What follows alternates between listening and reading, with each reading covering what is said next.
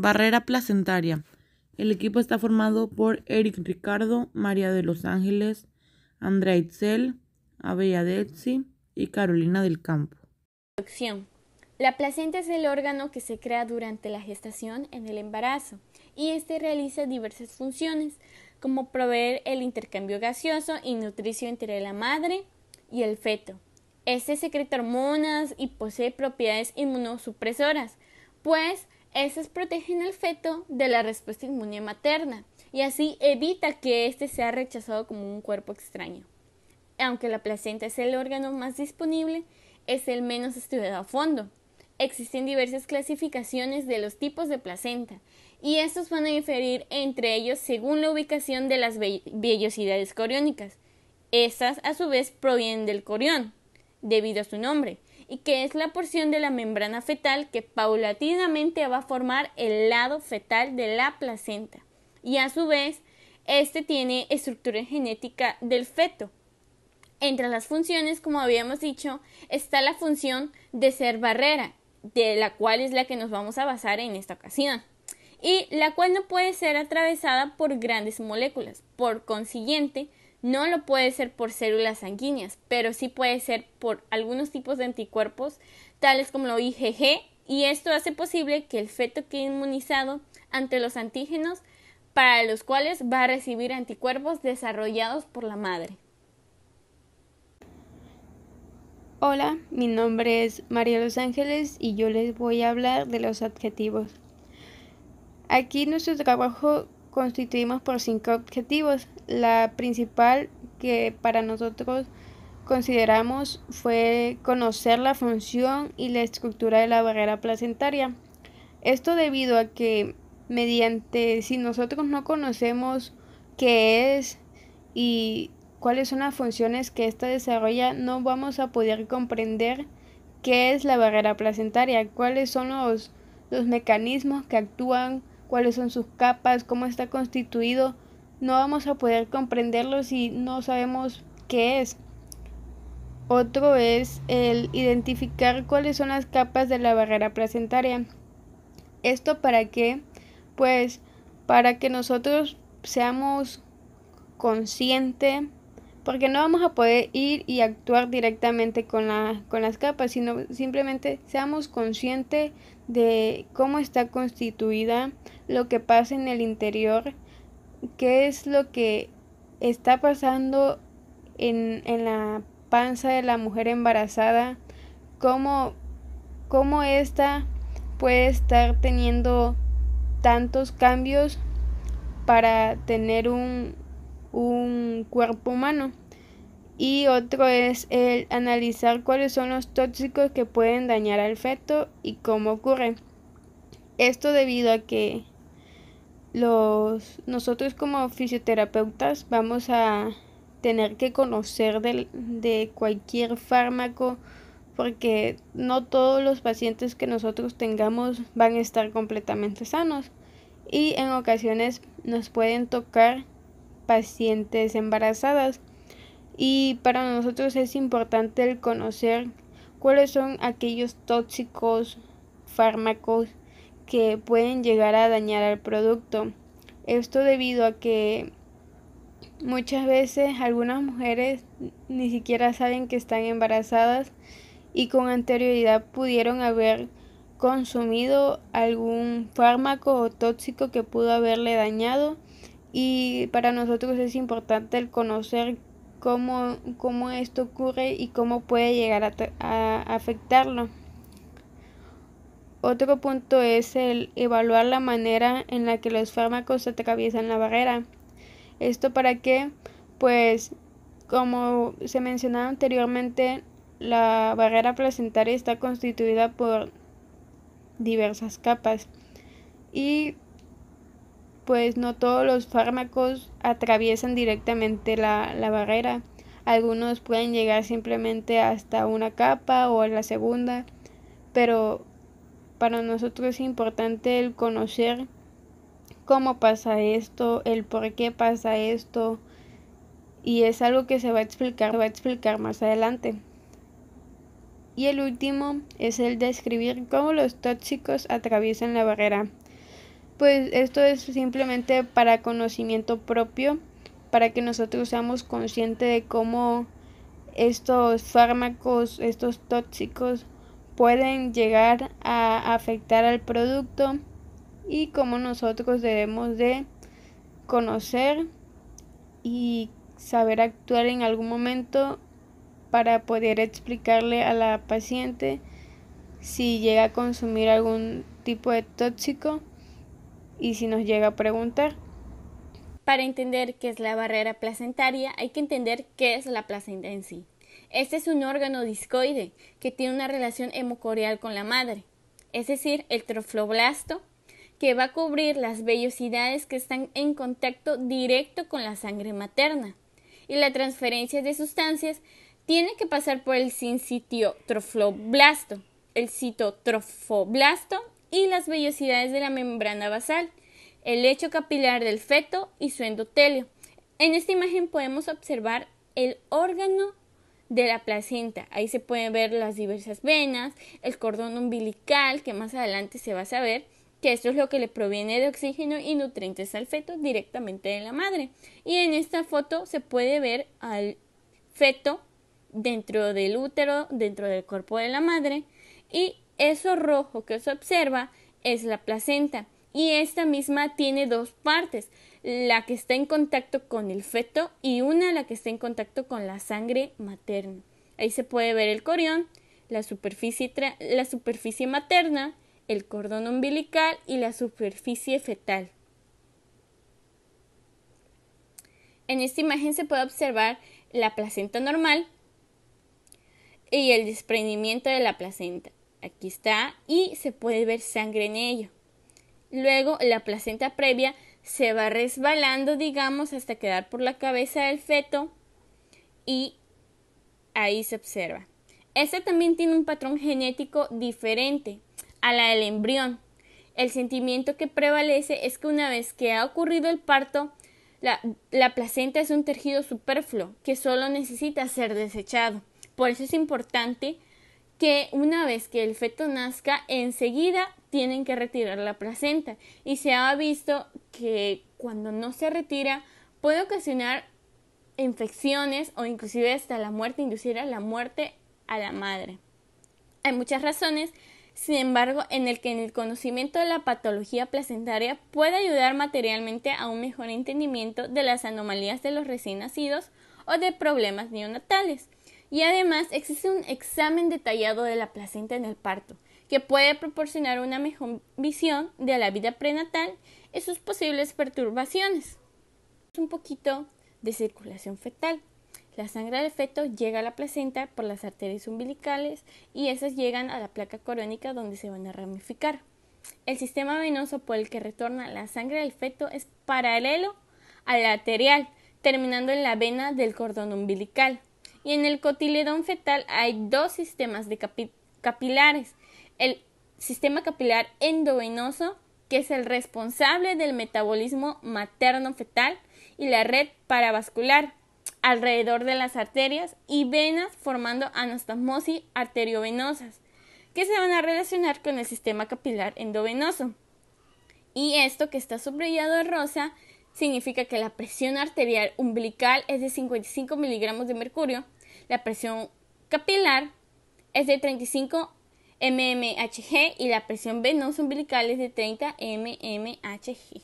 Se puede observar en esta imagen las distintas arterias, las venas y el cordón umbilical en cómo está, que es la placenta. Podemos entender que es la barrera placentaria. Y esta es la pared que separa la sangre placentaria de la fetal. Está formada por la pared capilar y el sincitiotrofoblasto de las vellosidades coriales. En la mujer hay 4 capas, las mencionadas: el sincitiotrofoblasto, el citotrofoblasto, el tejido conectivo, que es el trofoblasto, y el endotelio capilar fetal. Estas no dejan pasar moléculas de cierto tamaño y bacterias. En cambio, más adelante se puede observar que moléculas como fármacos y virus las atraviesan fácilmente. La sangre materna y fetal nunca se van a mezclar al estar separados por esta membrana placentaria. En esta imagen se puede ver la placenta, cómo es el cordón umbilical, y aquí se puede ver detalladamente cómo está formada la placenta. Las venas que lo enrollan, las arterias que pasan, las membranas placentarias, las vellosidades coriónicas, en donde se encuentra material genético, y los vasos sanguíneos del feto, el espacio intravenoso y vasos sanguíneos de la madre. Acuérdense que estos que están a la izquierda pertenecen al feto y los que están en esta parte de la derecha, que solamente son 2, pertenecen a la madre. Funciones. Función de intercambio. La placenta está destinada al intercambio fisiológico entre la madre y el feto, siendo el intercambio gaseoso la función primordial de este órgano, seguida por la absorción de nutrientes y la excreción de productos de desecho. Función endocrina. La placenta es una estructura carente de inervación, por lo cual la comunicación entre madre y feto se establece mediante sustancias que viajan vía sanguínea. Estas pueden ejercer una acción local actuando en la misma placenta o bien a distancia a nivel uterino o en el mismo feto. Función inmune. Es importante destacar que el embrión es un verdadero injerto para la madre. Posee gran cantidad de proteínas extrañas para el sistema inmune materno, las cuales son sintetizadas a partir de los genes aportados del padre. Las capas por las que está constituida. Esta es una unidad estructural de la placenta, las cuales son vellosidades coriales. Estas vellosidades son proyecciones muy vasculares de tejido fetal rodeada por trofoblasto, igual llamada hoja nutritiva o corión. Y esta a su vez está constituida de 2 capas u hojas de diferentes composiciones que desarrollarán distintas funciones. La primera es el sincitotrofoblasto, que esta es la capa más externa, que no contiene ninguna estructura celular. Está constituida por un citoplasma multinucleado, denso y más oscuro. Es la verdadera hoja nutritiva. Esta es, como se mencionó anteriormente, la capa que rodea al tejido fetal, que está constituida por los trofoblastos. Esto quiere decir que el sincitotrofoblasto es la verdadera capa que está rodeando al tejido fetal. La segunda es el citotrofoblasto, que es la capa más interna o la capa interna, y es una hoja bien diferenciada de células altas y más claras y con un gran núcleo central. Esta es una hoja de soporte a la anterior. ¿Qué quiere decir esto? Que simplemente es un apoyo al sincitotrofoblasto que lo ayuda a proteger al producto. Yo aquí les coloqué lo que es una imagen donde se puede observar al sincitotrofoblasto y al citotrofoblasto. El citotrofoblasto es que está aquí. Aquí lo señala que está directamente esta zona. Aquí es el citotrofoblasto, que como se mencionaba es la capa externa o igual llamada como la hoja nutritiva que rodea el tejido fetal. El otro es el citotrofoblasto, que está en esta parte de abajo. Aquí se puede observar y es esta zona. Aquí se ve señalado que esta es la capa de apoyo para el citotrofoblasto que ayuda a proteger al tejido fetal. Pasamos a las vellosidades coriales, que estas pueden dividirse en 3, la primaria, secundarias y terciarias. La primaria solo cuenta como una bicapa corial que fue descrita anteriormente. Las secundarias, que estas se forman al extenderse en el corión y penetrar en su interior un eje conjuntivo provisto de vasos. Posteriormente presenta sangre extravasada de las arteriolas maternas perforadas por el sincito trifoblasto, formando a futuro los senos maternos fetales, que es aquí por donde pues el feto, el neonato, ya puede empezar a desarrollarse. La última es las vellosidades terciarias o definitivas, que se establece cuando por diferenciación del citotrofoblasto generan los vasos que van a ocupar el eje conjuntivo de las vellosidades, y se comunicará con los vasos embrionarios, quedando establecida definitivamente la circulación madre-feto. Creo que aquí no hay mucho que explicar. La principal, creo que se puede mencionar, es la vellosidad terciaria. Las anteriores solo fueron como un desarrollo para llegar a la vellosidad terciaria, que como se describió anteriormente es la definitiva, ya que aquí es donde se realiza la circulación ya madre-feto, donde le puede llegar pues todo al producto.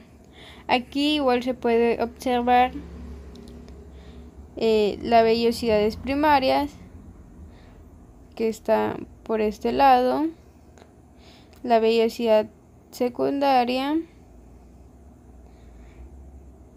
y la vellosidad terciaria. Aquí igual se puede observar el citotrofoblasto, que aquí se señala. Bueno, yo les hablaré de los fármacos que atraviesan la barrera. La placenta es definida como una barrera imperfecta, siendo diversas las variables que proporcionan un grado de permeabilidad. Las características físico-químicas de un fármaco en particular es otro factor del grupo de condiciones que permitirán la entrada o impermeabilidad de las sustancias a la placenta. Dentro de estas tenemos al peso molecular, liposolubilidad, unión a proteínas, grado de ionización y configuración espacial.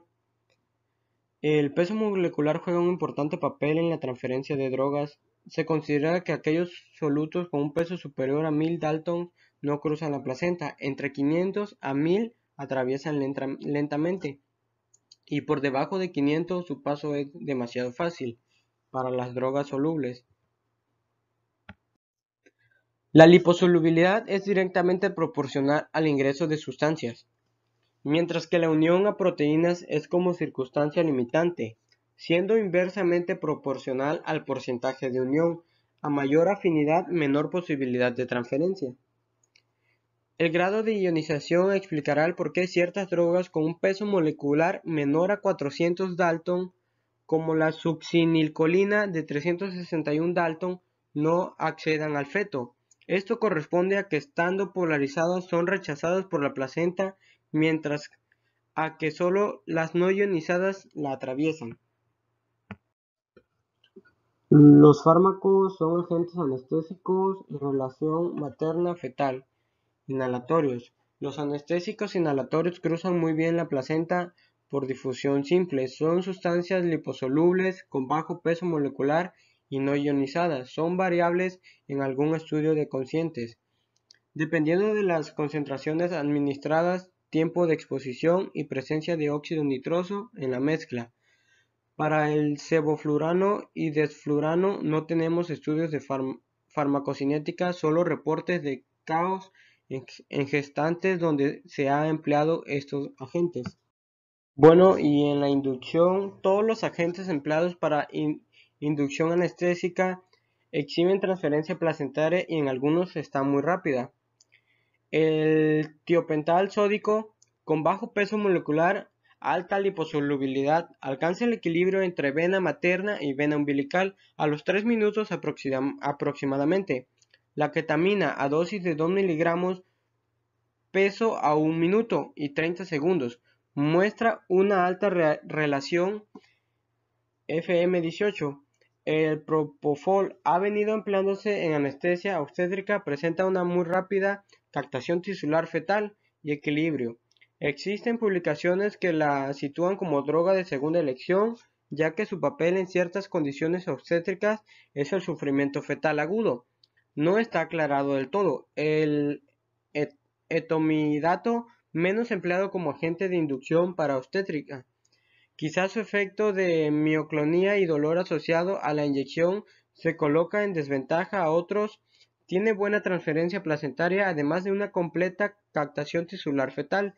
Puede inducir a una disminución del cortisol plasmático en neonatos, haciéndose más evidente este efecto a las 2 horas de vida postnatal, y posiblemente su empleo deba acompañarse de evaluación glicémica en los recién nacidos. Pues todos los opoides rebasan la barrera placentaria en mayor o menor grado, dependiendo de sus características físicas químicas. Es importante recalcar en el caso de meperidina, el metabólico activo de esta, la normeperidina, el cual tiene activa farmacológica induciendo un efecto depresor neonatal. Esta depresión neonatal es menor cuando la administración ocurre en un lapso de menor a 1 hora o mayor a 4 horas del nacimiento, siendo el periodo crítico entre este intervalo de tiempo es detectada a los 90 segundos de su colocación en una vena umbilical. El fentanil muestra un paso rápido para los efectos respiratorios neonatales. Son escasos cuando se utilizan 100 miligramos asociados a la mezcla anestésica en espacio epidural o cuando es empleada en infusión continua a ración de 2 miligramos para analgésica obstétrica con una dosis máxima total de 300 a 40 miligramos. Los agentes agonistas y antagonistas también cruzan fácilmente la placenta. Su aplicación para analgésica durante el trabajo de parto pudiese ser una opción cuando los procedimientos de conductivas están contraindicados. No satisfacen al paciente para el butarfonol es de 0.84, mientras que para analfumina es de 0.97. Relajante muscular. La succinilcolina se muestra impermeable a menos que se empleen dosis superiores de 300 miligramos o 500 miligramos. El grupo de los no despolarizantes son en su mayoría moléculas estructurales grandes, sales de amonio cuaternario y altamente polarizadas, por lo que no cruzan la placenta y subconscientes. Son mínimos. Los agentes anticolinesterásicos como neostigmine, piridostigmine y endrofonía, empleados para la reversión de la acción de los RMND como tratamiento de la miastenia gravis, son componentes de amonio cuaternario, están altamente ionizados, por lo que difícilmente atravesarían la barrera. Los anestésicos locales. Este grupo de drogas presenta características a favor de la transferencia placentaria como liposolubilidad, bajo peso molecular que oscila entre 234 y 288 y no ionización, mientras que otras presentan además elevada unión a proteínas bupivacaína y ropivacaína y levobupivacaína 96%, 25%, lo que es un factor en contra. Tiene captación tisular fetal, incrementándose en presencia en acidosis, en donde los efectos cardiovasculares del sistema nervioso central sobre el mismo pueden acentuarse, al igual que la tasa de transferencia madre y feto. En ausencia de acidosis no se observan cambios de teloreos o colaterales en el neonato. En el caso de las dos, cloroprocaína es metabolizada en el feto en 43 segundos. Benzodiazepinas. Corresponde señalar que estos agentes pasan muy bien la placenta, aunque tiene buena unión a proteínas de diazepam, es más lipofílico, tiene metabolitos con actividad farmacológica. Los neonatos pudiesen presentar hiporreflexa, hipotonicidad e hipotermia. Con dosis superior a 30 miligramos de diazepam se han reportado casos de hiperbilirrubinemia, Teóricamente es relacionado a un componente de esos productos empleados como buffer. El benzoato de sodio pudiese competir con la bilirrubina por un sitio de unión. Otros reportan con dosis mucho menores a las situaciones. Las relaciones para diazepam y midazolam son de 1.0 y 0.76 respectivamente. Y pues otras drogas se presentan algunas drogas empleadas en anestesia y analgesia y sus reacciones. Bueno, la droga sería atropina, que su relación sería 0.93, escopolamina sería 1, clonidina 0.89, efedrina 0.7, metoclopramida 0.6. Se puede evidenciar los múltiples factores que intervienen tanto en la farmacocinética como en la farmacodinámica de la embarazada. La transferencia placentaria de drogas y el comportamiento de los agentes anestésicos. Bueno, a continuación hablaremos sobre las sustancias tóxicas que tienen la capacidad de atravesar la barrera placentaria, cómo lo hacen y qué efectos adversos puede tener sobre el feto. Para empezar, ¿qué es un tóxico? Un tóxico lo podemos definir como cualquier sustancia que sea venenosa y que pueda causar trastornos o alteraciones a nuestro organismo, inclusive la muerte, a consecuencia de lesiones debidas a un efecto químico. Es muy importante tener esta definición presente porque a lo largo de la diapositiva no solamente vamos a encontrar sustancias que ya están catalogadas en un mal concepto, es decir, que se consideran puramente tóxicas, tales como el tabaco o las drogas, sino que también vamos a abarcar fármacos que son considerados beneficiosos para la salud, pero que en una mujer embarazada o en un proceso de gestación representa un riesgo para el feto, convirtiéndose entonces en un tóxico. Teniendo eso presente, vamos a ver algunas de las sustancias puramente tóxicas y también los fármacos que en un proceso de gestación se vuelvan tóxicos más comunes y qué efecto van a tener sobre el feto y la placenta. Para empezar, hay que tener muy presente que la placenta es fundamental para el feto, porque funciona como su pulmón, como su riñón, como su hígado e intestinos. Es decir, mantiene su homeostasis, el equilibrio del bebé, y favorece por lo tanto su crecimiento y el desarrollo de éste. También no hay que olvidar que juegan un papel importante en el sistema endocrino, ya que es responsable de muchos de los cambios fisiológicos que ocurren. De ahí la delicadeza de la administración de drogas a una embarazada, antes del trabajo de parto, durante el mismo o en el curso de la cesárea, el parto vaginal, ya que se puede modificar la fisiología del feto y del neonato y se puede perjudicar. De ahí lo vital que es conocer que efectivamente existen tóxicos y drogas que tienen esa capacidad de pasar la barrera placentaria y de disminuir entonces las reservas de adaptación del feto a la vida extrauterina. Ya varios estudios han demostrado que quienes no han tenido cuidado en la administración de drogas durante un proceso de gestación, bueno, pues sus hijos tienen puntajes bajos en el test de Apgar y en capacidad de adaptación. Ahora bien, ¿cómo logran pasar la barrera placentaria? Bueno, la mayoría de las drogas lo hacen principalmente mediante el mecanismo de la difusión simple, como ocurre con el oxígeno, el dióxido de carbono, también con los sedantes, narcóticos, anestésicos generales y locales. ¿Y qué proceso sigue la difusión simple?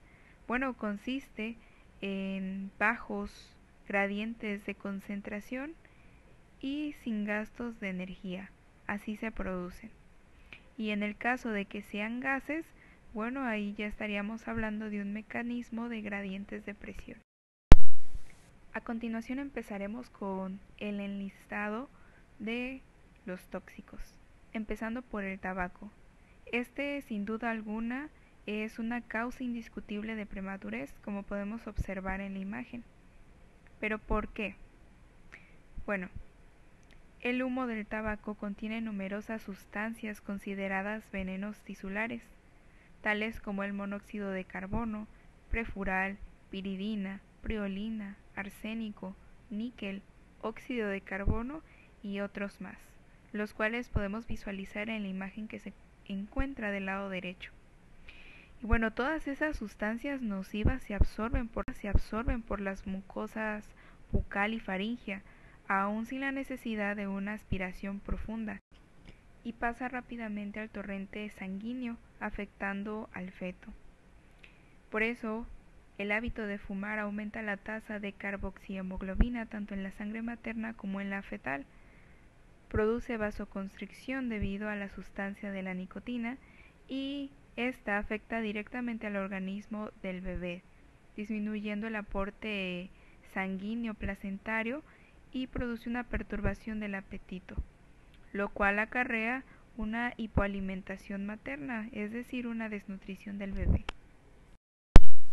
La siguiente en la lista es la morfina. Se sabe que los narcóticos y anestésicos tienen una elevada liposolubilidad, lo que les proporciona un rápido tránsito transplacentario, es decir, ingresan casi de manera inmediata al feto.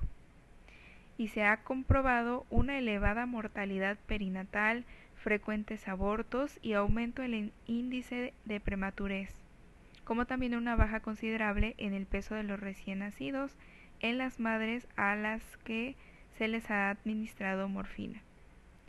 También se ha visto que produce en el recién nacido una depresión respiratoria severa debido a su acción depresora sobre el centro correspondiente. Entonces los bebés presentan cianosis, alteraciones pupilares y síntomas de abstinencia. El pH es más lento en normalizarse y hay un aumento de CO2. Tercero en la lista, barbitúricos. De la misma manera estos son elevados en su liposolubilidad, por lo tanto ingresan fácilmente al feto. De hecho puede detectarse en la sangre del cordón 45 segundos después de haber sido suministrado a la madre y gozan de escasa aceptación en obstetricia. ¿Por qué? Bueno, debido a que causa una depresión del centro respiratorio acompañada de hipoxia e inclusive de anoxia, así que no es recomendable para nada.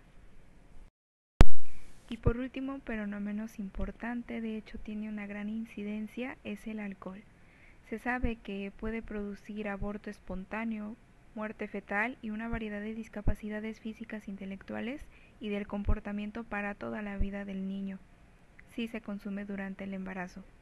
De hecho, estas discapacidades se llegan a conocer como trastornos del espectro alcohólico fetal, y los niños pueden tener las siguientes características o conductas. Características faciales anormales. Por ejemplo, el niño presenta un surco menos marcado entre la nariz y el labio superior. Este pliegue se llama filtro o surco subnasal. También su cabeza es de tamaño más pequeño, tiene una estatura más baja que la promedio, un bajo peso corporal, mala coordinación, su conducta puede ser hiperactiva, va a tener dificultad para prestar atención, mala memoria, va a tener problemas en la escuela y discapacidades de aprendizaje. También pudiera presentar retrasos en el habla y del lenguaje. Discapacidad intelectual o coeficiente intelectual bajo, capacidad de razonamiento y juicios deficientes, va a tener incluso desde bebé problemas de succión y dificultades para dormir, problemas de audición y de visión, e inclusive problemas del corazón, riñones o huesos. Bueno, y eso sería todo en cuanto al enlistado de los tóxicos más frecuentes y sus efectos adversos. ¿Cuál es la conclusión a la que hemos llegado?